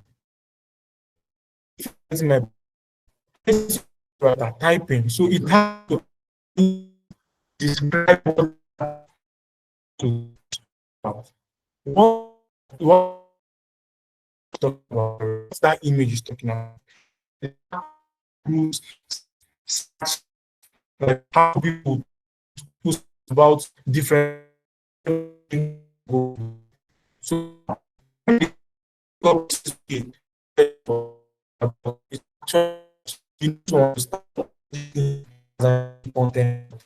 additionally, incorporating internal links and external links enhances your article authority and guide readers. Make your more this internal linking and external links. Internal links, I will say this again, internal links are links gotten from that same website. If you are writing for Geeky, you have to get links from that same website, from that same articles that other writers have written on. You have to put them, it has to be relating to that particular topic. It could be relating to that topic, but slightly related to that topic. Now you have to embed them in that your article. Now external might be something not relating, but from another, might be slightly relating but not relating, but from another article that is not written from Geeky. It might be Medium or maybe it, but you want to put it, you might think that maybe your reader will want to learn more. So if you're writing about what is SEO, you can put SEO strategies, so, something like that. So this actually helps a lot. Now I'll be going to common mistakes that people make. Common mistakes that people make when writing an article. Now, this is where I'll talk about mostly on the body. Now, I will tell you, when you are writing, do not add emojis. This makes Google think that you wrote it through an AI. Because when you are writing with emojis, Google will ask, Google search engine will ask, like, why are you adding emojis? Why are you adding emojis into this article? Are they relevant? When you are adding emojis back and back and back and back, you could see people writing emojis, putting one kind tick mark. No, people want information. They're not looking for you smiling on the rest. People want information. You need to grab the attention of your reader. When you read novels, you don't see emojis in your novels. It's how captivating the novel is. So this is one mistake that most people make. And also, when people write articles, I see hyphens, which is this dash. Now, you see, I am also a transcriptionist. That dash indicates a change. For most of you that don't understand, that dash indicates a change in your idea. If you're talking about something like, for example, you're talking about a particular topic, and you're like, yesterday, I went to meet the man. No, but it was the day before yesterday. That shows a change in thought. So that's where you put the hyphen. It indicates like a change in thought. Now, for your article, it is not good as an SEO content writer. You have additional information, and those things are in your articles. This is something that actually makes your article look AI written, and Google flags it. Google flags it, takes it back to maybe the 10th page or the 5th page. So now when you're drafting your body, the main thing on your article, it has to be in four lines. Don't let it pass 4-line paragraphs, like 1, 2, 3, 4. Get to another paragraph, 1, 2, 3, 4, another paragraph, 1, 2, 3, 4, another paragraph, so that your reader will not lose interest. When people see that your paragraphs are short, they'll be like, it remains small now. You engage them with something captivating. They'll be like, let me see what happens next. You engage them with another thing. But when they see that your article is just jam-packed, up to maybe a paragraph is up to 10 lines or 7 lines, people will lose interest. So this is something you need to understand. And also, when you're writing your article, please include facts. Now, let me give you a very good thing that most people make. This is a common mistake. When you are doing facts, most people just say frequently asked questions. It has to go as FAQ, then small letter S. Then it will not be facts about, then your keyword. What keyword are you writing on? Is it SEO content writing or SEO strategy, or what? Is it famous people in Scotland? Please note, facts. Then must be facts, not frequently asked questions. It doesn't need to be that. You don't need to make it elaborate like that. Facts about, then your keyword. Your title, your keyword. Then you will Google and start. When it brings out those things, when you will see something like people always ask in those searches. Those things are questions. You include them and you answer them in your article because they are relating to your article. This is something that helps search engine. Now, in your conclusion, because I'm rounding up, in your conclusion, please make sure that in your conclusion, Your conclusion, you don't just put it as conclusion. You put it as final words or final thoughts. Don't just put conclusion. You are being a creative writer. You're not just a regular SEO content writer or a regular AI writer. You are being very creative when you are writing. Make it very personal, like I talked about. Make sure that your article gives a clear message and is written in simple English. Make sure it's simple English. For most of you that write your articles and you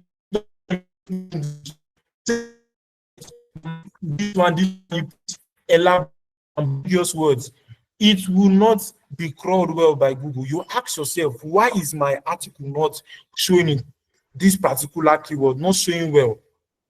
Yiki has already played SEO strategies, and you need to understand them well. In your conclusion, do not put conclusion, put final words, final thoughts, quick recap. All this, they actually help. It shows that you are taking it now, you're not regular. And in your conclusion, it has to be every of your paragraph has to be in 4 lines. In your introduction, make sure your introduction is just 15% or 10% of your total word count. Please make sure of it. So if you're writing an article of 1,000 words, make sure your introduction is just 100 words or 150 words. It shouldn't surpass that. Also, we talk about meta description. Meta description, even though Google rewrites most people's meta description tells about, okay, what is this article talking about? Now, if there is something I just do that actually gives my clients a whole lot of change in the article. Do not just give, most of you say, when you are doing your meta description, it's like discover 5, so.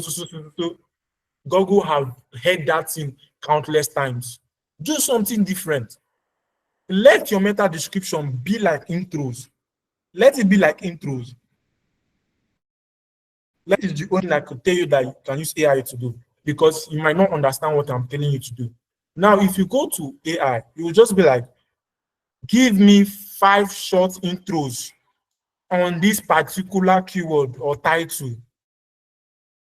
You put in the title. Then you put in the title, sorry, not just put the keyword, the title.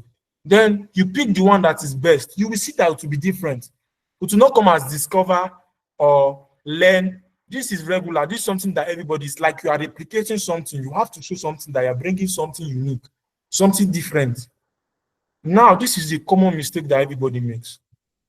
Now, also ensure that your article shows like it is organized. There's an outline. This is a mistake that most people make. Like, if you're talking about a particular topic now, let me say autism. For somebody to search about autism, that same person, what autism is about. In your introduction, you could just give a definition of autism. You don't need to give another paragraph, or maybe you don't need to give another subheading as. You don't need to make another subheading. That's after your introduction. You make another subheading as what is autism. It shows that you don't know SEO. It shows that you know a good content. When you come down, you give another paragraph. You just need to define, okay, autism in your introduction. You just need to define what autism is in your introduction. You fulfill the purpose of your title. That you don't need to come and make another subheading. What is autism? Type of autism? This. That is long time ago. I will drop after this class. I will drop something. Giki will drop something for every of you that attended this. It will be like a plus, a bonus. It wasn't included in the flyer, but it will be like a bonus. This is a PDF, something we call an ebook. An ebook that is worth a lot.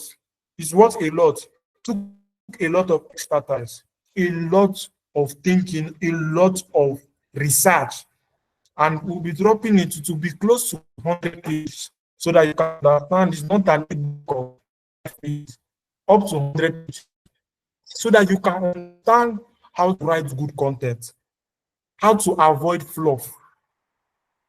Fluff. Fluff in the sense that you are writing, most of you write articles and just make things long. So they told you to write, you should make sure your article count is up to 1,800 words. You now go and write, you write a whole lot of ambitious words. You don't make it simple. You're writing in today's world, we can see that 50 people can die out of this, out of that. No, go straight to the point. Go to the point. What, give them what they want to hear. Content is something you need to understand. They say you don't need to write a totally different thing. You need to make something unique about your content. It is just a simple thing. Something should be unique. Something should just add a spice to your content. Another thing you need to understand is one thing I will give to you. Please make sure that the focus keyword Scotland. Let that bathroom toilet. That bathroom toilet, make sure that it occurs 15 times. That word, bathroom toilet, that keyword that you're writing on, bathroom toilet or famous people, it should occur 15 or 10 times in your article. This will actually help your SEO strategy. This will actually help you. So you need to understand all this. Avoid fluff. Most importantly, avoid fluff. Fluff is not good at all. It's something that could actually hamper your this thing. I avoid fluff by all means. Do not make your word, don't make your article too lengthy. Make sure you're dishing out purpose. Make sure you're dishing out information. Fluff is just making something, okay, if you want to talk about, like I will just say, focus on clarity. Do not say, don't make your word too big. Make it very small. Make it this one, that one, this one. When I can just say, I've focused on clarity. You just make it free page. You go just do plenty. No, that is not good. You have to make it unique. Very, very good. Straight to the point. Simple language, simple English. So I've come to the end of my presentation.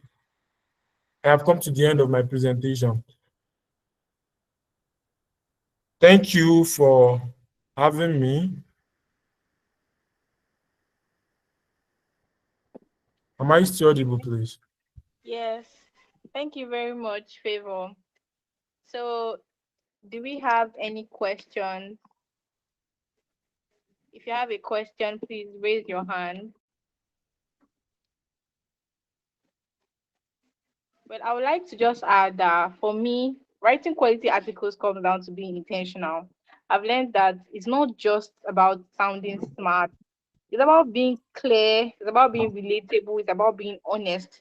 And the power of simple, error-free writing cannot be overemphasized. It really builds trust with your readers.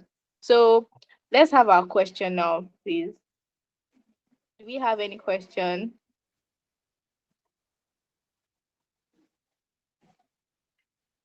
If you have any questions, can we raise our hands? Please check the chat. I've just dropped a question. Okay, there's a question in the chat box. Okay. How do you balance SEO optimization with writing naturally for readers? Okay. How do you balance SEO? Sorry, I didn't get you. Is it the last question? Okay, how do you balance SEO optimization with writing naturally for readers? Now, like I've said with this, can you hear me? Please, am I audible? Yes, you're audible. Okay, like I've said with this, when you are writing, for example, it's just like when you're writing back in secondary school or when you are answering a question. This is how you answer a question. You can't just dish out everything. If they ask you what is so and so, you give them what they want. Now, SEO optimization, when you are writing, you need to understand that, okay, as I'm writing naturally, my writing, my paragraphs just have to be in 4 lines, 4 to 5 lines. Just have to be in 4 lines. Let me just give you 4 lines. You just have to be in 4 lines, my paragraphs. So that is one SEO strategy you've picked. It's one SEO strategy you've picked. Now you understand that, okay, my titles have to be catchy and my keyword has to be in my title. If you're writing naturally, you will think about your title. You will brainstorm on it. Also making sure that you are embedding that title, that keyword in your title. You are embedding that keyword. What do I mean by that? Like I talked about famous people in Scotland. Now that is not a title for an SEO for an article. Now, when you are talking about the title, you now have to embed that keyword in your title. You are writing naturally, but you are also adopting search engine optimization. Please note, it is search engine optimization. That is, the O is optimization. So you need to understand all this. You need to understand all this. When you are writing in your introduction, like I spoke about, you need to understand that you have to dish what did the readers want to hear at first. Put yourself in the shoes of the reader. They don't want to be hearing in today's world. I hate seeing that in people's articles. I have read articles, I've seen that a lot. You need to write as a content writer, you need to even write it naturally. Most of us write naturally. I wrote an article recently and they gave me a bonus because it's straight from my head. What have you experienced this? That's why most people, when they want to hire you, they will ask you, do you have experience in this? They want to understand, they want you to write something personal. It drives well. When you're writing something personal, make sure you're not writing it in first person point of view. You're making use of you, like you're talking to the reader. It helps a lot. You. So this is how you can balance SEO and also writing naturally as you are giving to your reader. These are strategies. I'm going to be dropping the ebook. He's going to drop the ebook. So you guys are going to go through it and understand that it's just something that comes naturally. I have a whole lot of years, a whole lot of experience in this. That's why it has gotten so easy for me. But with time, if you are adopting one or two in your writing, you get to understand that you would love it, and you get to understand that it's a very good thing that to adopt. You start seeing your articles getting like well known worldwide. Everybody's reading it, and this is very good. Please note this. This is just something that comes naturally. Just adopt one at a time, one at a time. Pick what I'm saying, one at a time. You get?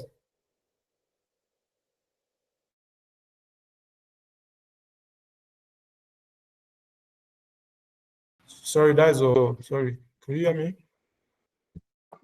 Yes, thank you. Thank you very much. So is there any other question? Does anybody else have a question? Can just raise your hands.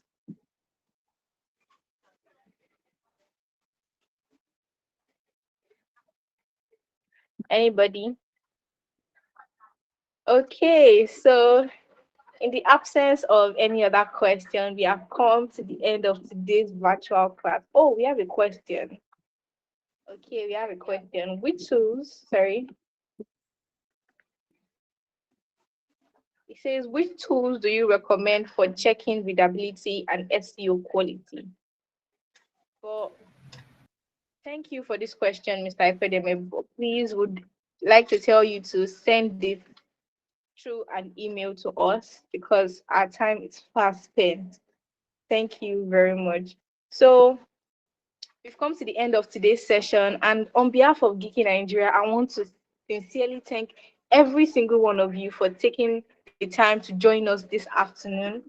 It's been a pleasure having you here, and I hope you found real value in everything we shared about content writing and how to start and grow in this exciting field. Let's remember that today's session is just the beginning. The knowledge you've gained here can open doors for you if you put it into practice. Remember, write every day. And we encourage you to keep learning, keep writing, stay connected with the community. And also, as a token of our appreciation, like I said before, you will receive a certificate of participation sent directly to your email after 7 days. So please let us keep an eye on our inbox in the coming days. And once again, I'd like to say thank you so much for being here and contributing to the success of today's webinar. We truly appreciate your presence and your energy. And I would like to close the virtual class right now. Thank you very much. Enjoy the rest of your day. We can exit the meeting now. Thank you. Have a nice day.